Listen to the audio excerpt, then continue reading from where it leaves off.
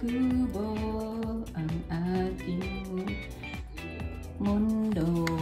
Ang halaman sa sendako ay sari-sari na kulay puti at pink, sitaw at okra. Meron pang palang at puno pa ng iba't ibang kulay. Ang lalaki ng bunga nitong okra na pangbinhi.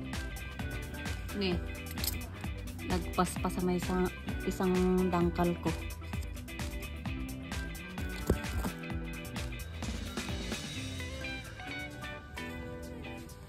Ayan na yung asyendera. Bumalik na.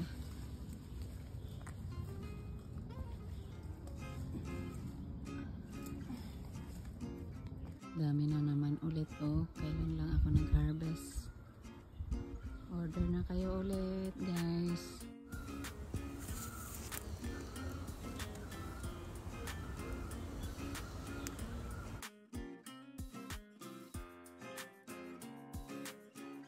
Hello everybody! Magluluto tayo ng pinakbet today. Lunes na Lunes. Tayo ay mapait o matamis. Siyempre matamis ito. Tingnan nyo naman po. Hinog na. We're gonna get rid of the seeds so we can plant in the farm.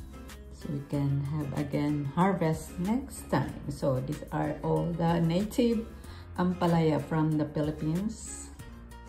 We have also the okra. Native okra. Galing sa Pilipinas. At ang ating mga patani nandito na. Pinagsama-sama ko na. And also the eggplants that we soak in salted water para hindi siya mangitim. So I think we're ready to cook. Hello everybody, another day again and another video that we can upload for today. Magluluto tayo ng Ilocano pinakbet. But it's only a pure vegetables, no meat. Because we are trying to become healthy. Alright? But as you can see, there are plenty of vegetables that we're missing in this recipe.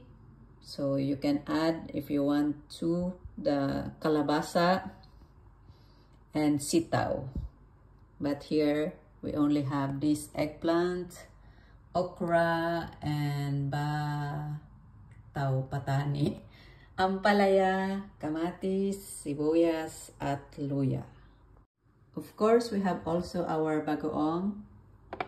I just buy this in the Philippine product because we don't have a fresh bagoong.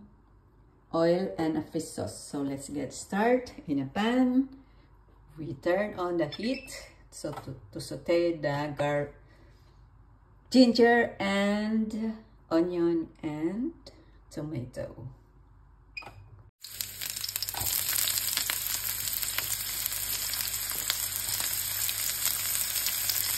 Ginger and onion in.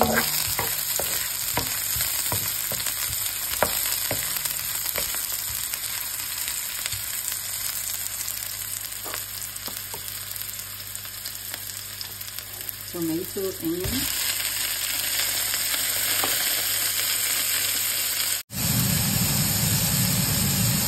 Now we want to add the bagoong. So we can open our pan and let the neighbors smell the bagoong. Ayan.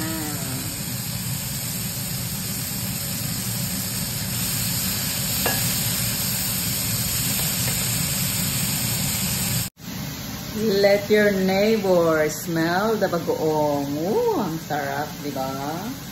Para dito sa ating pinakbet. Ayan guys, I hope you are enjoying our videos and home cooking.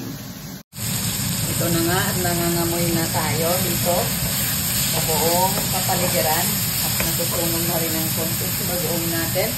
We need to add a little bit of water.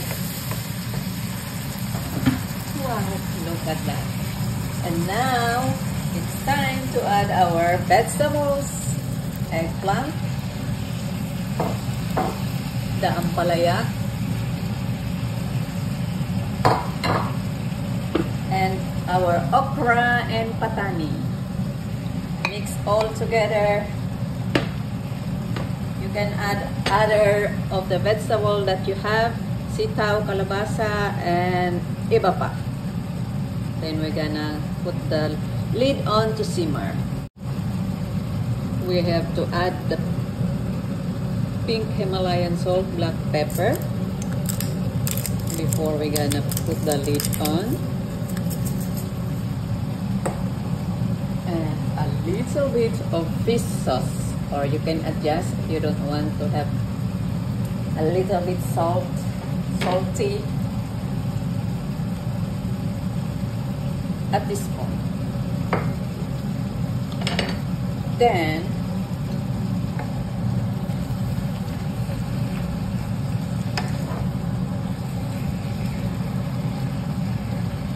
mix a little bit there and cover on. Wait na natin siya.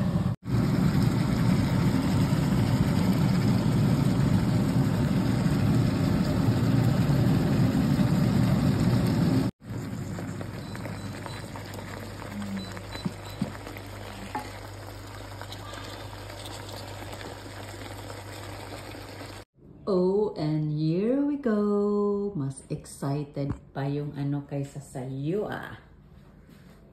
Wow! Let's open! Oh, sorry. Ayan, nag-moist na. Ayan na po ang ating pinakbet. Here you go, guys. Mas excited pa yung sunshine kaysa sa atin. Yan. Sarap na yan, sarap. Let's eat na, guys. Masarap mag-picnic sa labas. And here it is, guys. Craving satisfied. Let's eat. Pinakbet. Sarap na yan. Thank you for watching and hope to see you on my next vlog. Share the love. Let's eat. Ihanda na ang kanin and let's dig in. Oh, look at that. Tuwang-tuwa yung aking kasamang bird. And here it is. It's a good sunshine, just sunset and sunshine. Hello, how was your day today? Let's eat pinakbet. What can you say? Sunshine? Sunset? Wow.